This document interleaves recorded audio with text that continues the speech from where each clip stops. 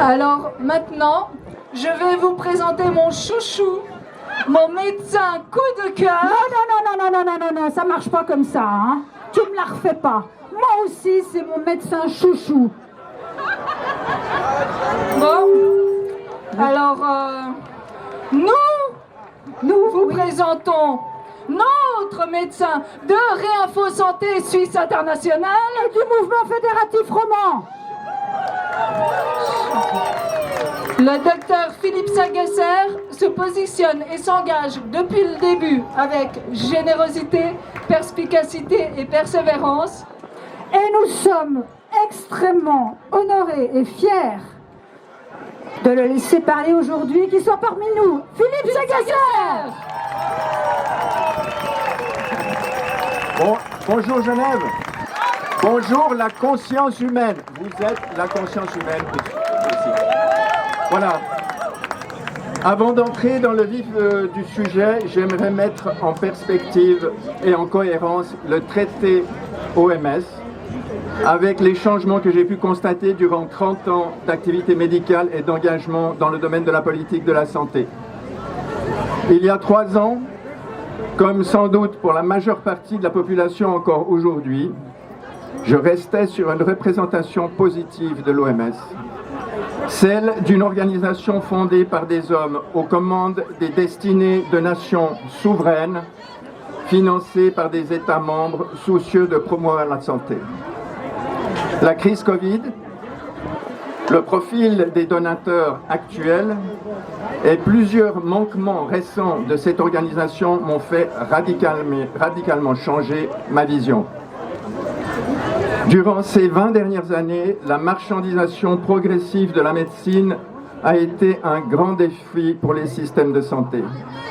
Continuer à prendre appui sur des principes éthiques tout en intégrant des enjeux commerciaux toujours plus envahissants. Ce qui était décrit comme un partenariat vertueux entre le secteur public et le secteur privé masquait en fait une dérive vers une logique de profit dans un système soumis aux lois d'une économie de marché. De patients, nous sommes devenus clients. La crise a renforcé cette évolution. Les relations entre décideurs politiques et puissants acteurs économiques de la santé a consacré dans les faits une relation de subordination des autorités politiques aux intérêts des grandes entreprises. Le partenariat privé-public, ou PPP, si souvent loué et porté par le slogan publicitaire d'une opération win-win, était en fait un jeu de dupes dont la population assumerait les frais au propre comme au figuré. Les conflits d'intérêts, pudiquement présentés comme des liens d'intérêt, aboutissant au final à l'asservissement du monde politique pour une maximisation du profit d'entreprise, présenté pourtant comme nécessaire pour la prospérité de la nation. Les dindons de cette farce, c'est nous qui participons à la progression du chiffre d'affaires de l'industrie biomédicale et pharmaceutique.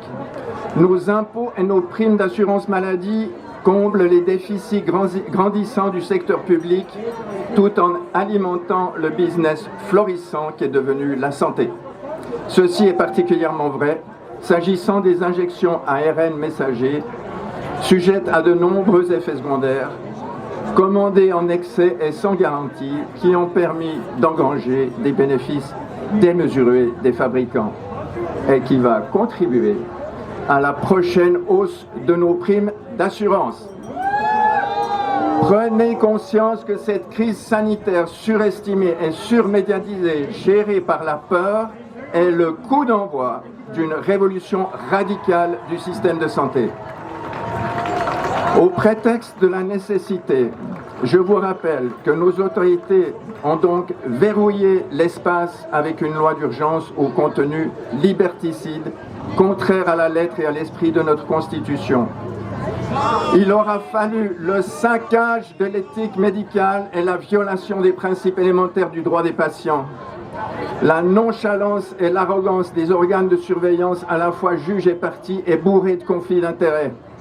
L'ingérence des organes de santé publique au service de la censure et de la répression, l'absence de place pour un débat scientifique, l'intimidation et les pressions sur certains collègues, la censure et la stigmatisation des réfractaires, taxés d'antivax et de complotistes, et l'instauration de cette honte que représente le pass sanitaire, sans aucune validité autre que celle de vous étiqueter comme du bétail. À l'heure de voter une nouvelle fois le 18 juin prochain, vous devez vous en souvenir. Dans le nouveau modèle économique de santé, le fonds de commerce est inépuisable et le business plan est parfait.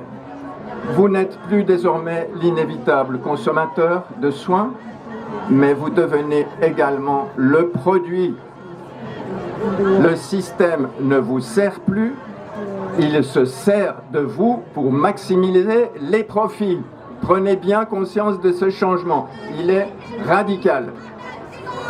L'enchaînement des crises qui se succèdent ou qui se profilent, militaires, économiques, climatiques, énergétiques, agroalimentaires, fait prendre conscience que la crise n'est pas que sanitaire, elle est systémique. Le lien entre tous ces éléments, c'est la prise de pouvoir d'une alliance de décideurs politiques avec les grands complexes technologiques et industriels. Les méthodes pour y parvenir ont pour nom corruption, trafic d'influence et fraude sur fond de propagande de médias sous influence ou aux ordres.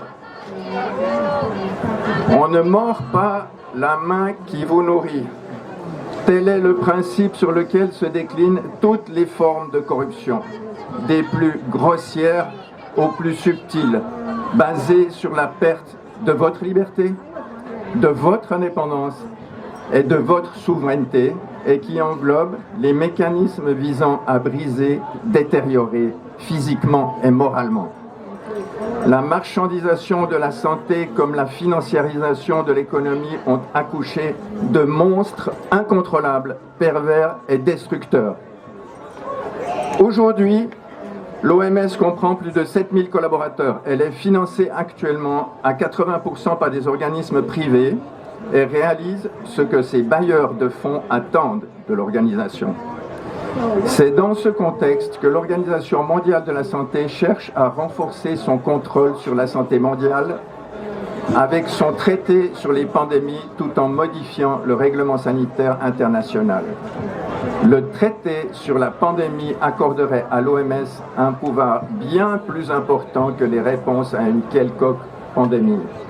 Elle met l'accent sur l'agenda Une seule santé qui combine la santé humaine, la santé animale et les préoccupations environnementales en un seul. Dans le cadre de cet agenda, l'OMS aurait le pouvoir de prendre des décisions concernant l'alimentation, l'agriculture et l'élevage, la pollution de l'environnement et bien plus encore. Plusieurs démarches actuelles confirment cette approche qui offre à l'OMS d'intervenir largement avec l'alibi de protéger la santé. Vous savez peut-être que le directeur général de l'OMS a récemment affirmé sur les réseaux sociaux que ce nouveau traité n'affecterait pas la souveraineté de chaque pays. Cependant, ce qu'on ne dit pas, ou qu'on ne vous dit pas, c'est que parallèlement à l'accord traité sur la pandémie, des amendements au règlement sanitaire international ont été proposés et sont en cours de négociation. Certains de ces amendements conféreraient une autorité sans précédent à l'OMS au point d'enlever la souveraineté des États. Parmi les changements proposés, les plus inquiétants figurent la suppression d'une clause obligeant l'OMS à tenir compte des droits humains d'un individu dans l'application du RSI. L'OMS serait donc habilitée à émettre des exigences contraignantes pour les confinements, les masques, les quarantaines, les fermetures de frontières, les restrictions de voyage, les vaccinations obligatoires et d'autres mesures qu'elle juge appropriées. Ces deux instruments complémentaires de droit international sont actuellement en cours de négociation. Regardant de plus près la définition de la santé selon l'OMS, qui la décrit comme un état complet de bien-être physique, mental et social, on ne peut que déplorer l'absence de mots spirituels, qualité dont semble dépourvue cette organisation devenue tentaculaire, déshumanisée et hégémonique. Merci. La chaise cassée que vous voyez derrière moi de la place des Nations, où nous nous trouvons, représente le symbole du juste combat contre ces armes obscènes que sont les mines antipersonnelles. Aujourd'hui, elle est selon moi le symbole d'une autre rupture, celle de la confiance qui normalement se donne mais qui ne peut se prendre. La menace est très grande. Il ne s'agit pas de donner un pouvoir à l'OMS pour tenter de répondre à un défi de la santé dans le monde, mais de lui accorder les pleins pouvoirs pour l'implémentation d'un totalitarisme sanitaire mondialisé défini par des règles et fondé ni par le droit, ni par nos valeurs, et encore moins par l'éthique. L'OMS est non seulement devenue une menace pour notre souveraineté, mais telle qu'elle s'est construite aujourd'hui, une menace pour la santé mondiale. Merci beaucoup de votre attention.